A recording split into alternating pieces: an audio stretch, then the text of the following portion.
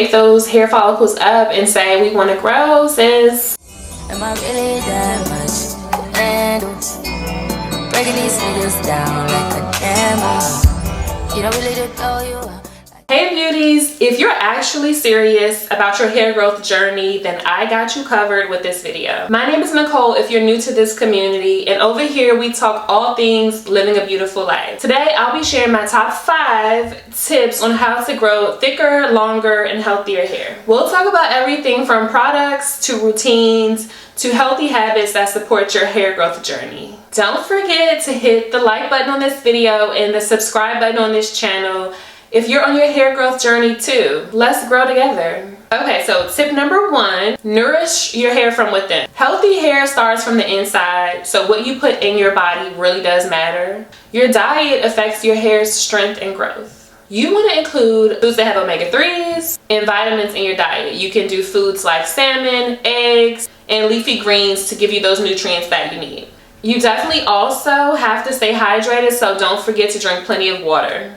So a pro tip is to definitely include supplements into your diet or your regimen, your routine, if you don't already. There's plenty of hair, skin, and nail vitamins out there that have some of these vitamins and nutrients that you need to support your hair growth journey.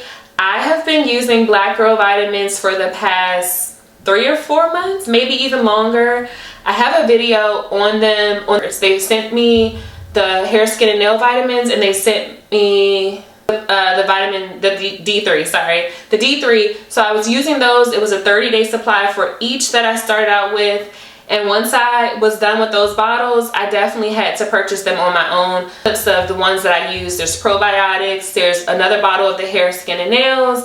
I also got it's like a daily woman's, like a one a day is what it's called, and then there's another one, but I'll show y'all some clips of what I use. But this has definitely improved my hair growth journey. If you don't know already, I was struggling. My hair has been healthy, so I know how to grow hair longer, stronger, and thicker. That is not a problem for me, but where I messed up last year is I started overly heating my hair with the flat iron, literally putting a flat iron to my hair every day, which ended up causing so much breakage, and I didn't realize it until like a year later of that routine. And so I'm on a process or the routine of regrowing my hair, but as you can see, my ponytail is still pretty long and healthy, and I'm just, you know, on this journey of regrowing it back and keeping my hair healthy and making sure I stay away from things that don't support my hair growth. If you guys want to try the Black Girl vitamins, I do have a code with them where you can save money, so I'll put that in the description box, but make sure you click the link, check the different vitamins they have. You can use this discount code, or the discount will be applied on any vitamins that you choose. And honestly, I haven't really talked about the vitamins since I initially did my unboxing, but as you can see or tell, I've been repurchasing these ever since they offered them to try it for me. Okay, so tip number 2, use the right products for your hair type. Using the wrong products can cause dryness and breaking and all kinds of things. So it's important to know what type of hair you have so you can look for the right products to support that and to support your hair growth journey. So one of the important things that I've learned on this hair growth journey and regrowing my hair is knowing your hair porosity. This is something that I didn't even know the term before I started experiencing breakage, and just started doing my research on, okay, how can I get my hair back healthy, and you know, just some tips from other experts out here. And hair porosity is definitely a game changer in knowing your hair porosity, so you can look for specific products that support you, whether your hair type needs more protein than others or it needs to be moisturized more than other hair types. So look into that. There's plenty of videos out here on YouTube on hair porosity. I am not an expert, but I do know that now I have high porosity hair. I did a porosity test, and that's how I was able to, you know, learn that and start buying products that really support my hair type. So as far as products goes and for your hair type, it's important to find like sulfate free. Make sure you're conditioning and moisturizing your hair on a regular basis and making sure that that's a part of your routine. One of the things that I really do love is the hair masks, and I use different types. I'm always open to exploring different brands and different products out there, but once you find what works for you, if it's not broken, don't fix it. But I will share in the description box some of the masks that I use. I do use Shea Moisture. I also use Mayo, and I know that there's been some controversy with Mayo lately, but I haven't had any issues. You know, try it for yourself if you want, but there's plenty of hair masks out there. But I think it's important to treat your hair with a hair mask and kind of just deep condition your hair on a regular basis to support your hair growth. Okay, so tip number 3, protect your hair from heat and damage. So I kind of touched on this a few moments ago, but heat really caused damage to my hair, and it kind of put me back on my hair growth journey. I used to color my hair, and I was really like, you know, I'm not going to color my hair. I don't do any chemicals like perms, relaxers, none of that. But I didn't realize how badly heat was damaging my hair and how pivotal that was and played a role in your hair growth journey.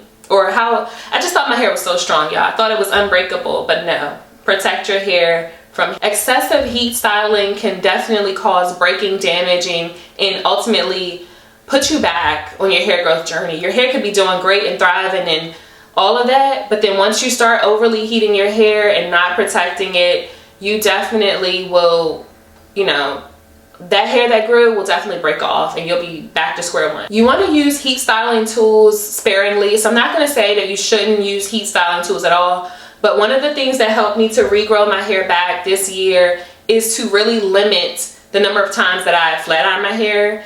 I don't really hot curl my hair, so if ever I'm like want a curly style, I usually just, you know, bend it with a flat iron, pin curl it or whatever. So I've reduced very drastically how often I flat iron my hair. I've only flat ironed my hair about 3 or 4 times this year, and that's the max that I'm going for, even going into next year, is once a quarter for now, until I really start to really pay attention to my hair, how it's handling the flat iron, reducing the temperature of your heat. I talked about this in another video, so I'll share that video also. Hopefully I won't forget. But reduce the number of times you heat. If you can air dry your hair versus a hot blow dryer, do that, or use a cool setting. I know a lot of us, because I know me, I'm a straight girly. I like to wear my hair straight. I like the look, and it's also just, for me, it's easier to manage. Like we have our own opinions, but it's easier to manage for me because my hair gets tangled very easily. So I try to limit flat ironing, I try to limit blow drying and all of that, but you can wash your hair, you know, put it in some twist or whatever, and you can let it air dry. That'll reduce the heat, and then maybe go in with a flat iron, just whatever you can do to reduce the heat tools that you use on your hair. Okay, tip number 4, I'm sure we all know this. If you're on your hair growth journey, most of us do know this, but you definitely need to get regular trims, okay? And prevent split ends, because that's important. If we want to grow, we want to retain length, we definitely have to get rid of any breakage as soon as we see it. So trimming your hair can seem counterintuitive. So it could seem like, well, why would I cut it when I'm trying to get length? But you don't want to not pay attention to the breakage. The split ends can travel up the hair shaft and cause breakage, so you'll be again back to square one if you don't pay attention to that. So don't worry, a lot of times if we trim our hair regularly, our hair will actually start growing back a lot faster. Okay, so a lot of hair professionals will say to get a trim every 8 to 12 weeks.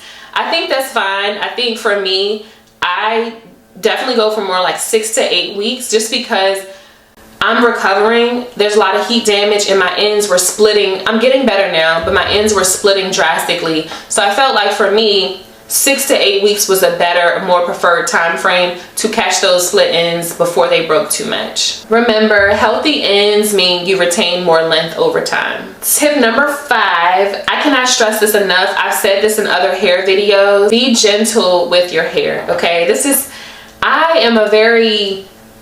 I'm not a gentle person when it comes to like hair and my skin and all that stuff. Like, I've learned over the years that I've been so rough with myself, and in this 2024 soft girl era, I've been being more gentle with myself. But that includes your hair too.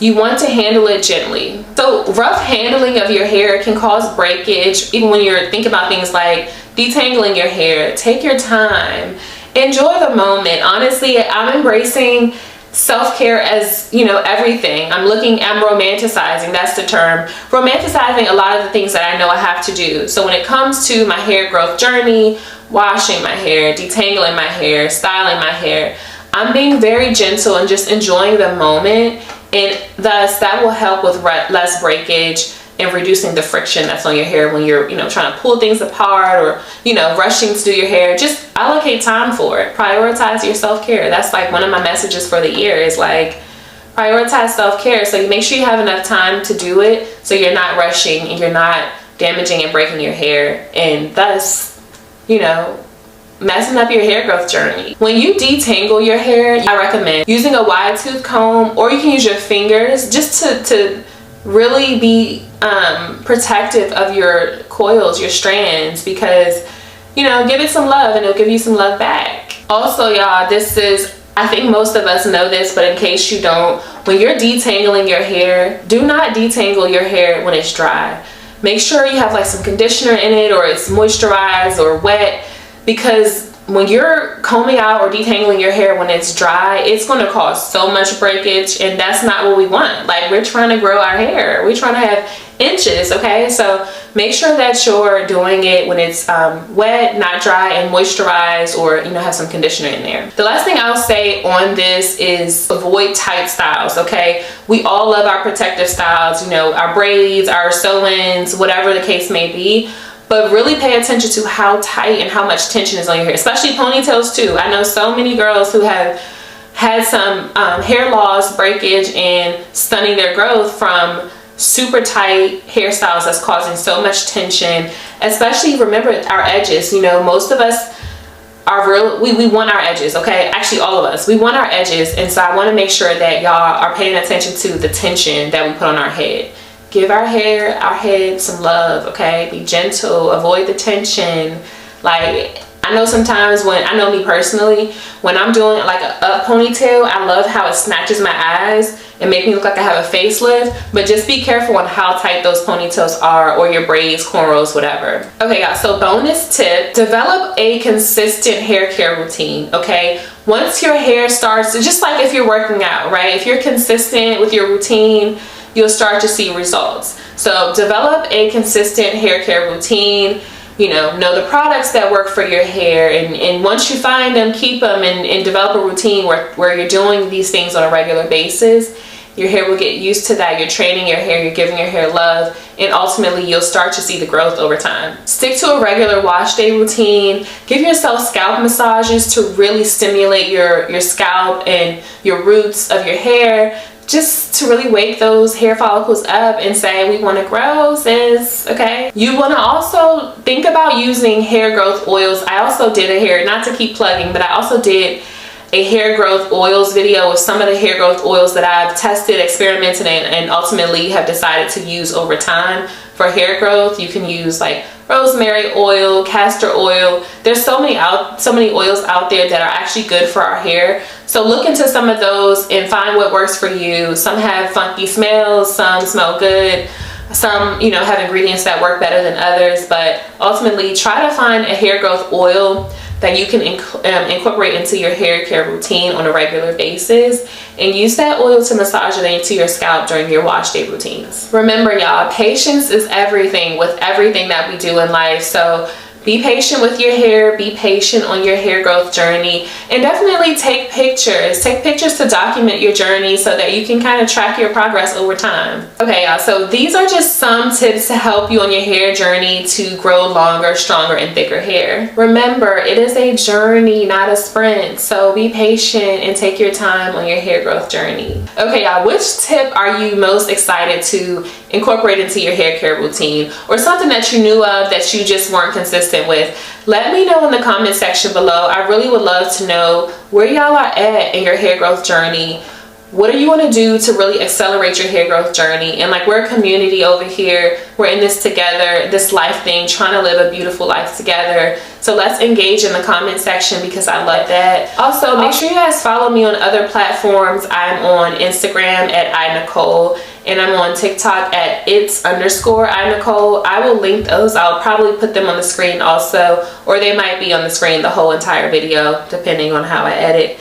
But let's be a community together. I'm so excited for your hair growth journey, sis. I'm on it, and it just feels good to be retaining some length again, because I literally was crying when my hair was breaking and I saw pictures of my hair like when I got it straightened one day, and it was just so chewy. It looked chewed up and it was thinning and it was just raggedy, and I don't want that for me. I don't want that for you. So let's incorporate these tips and let's get this hair growth journey popping, okay? Remember, if you enjoyed this video and want to see future videos like this, make sure that you like the video, subscribe to my channel if you haven't already, and share this video with a friend who may be on their hair growth journey too, or maybe a little stressed or depressed about some setbacks they've had in their hair growth journey, because it is possible. As long as we're here, we can regrow our hair. It's just hair, it will grow back. Remember that. But definitely share this video with your fellow sis, and I look forward to seeing y'all in my next video.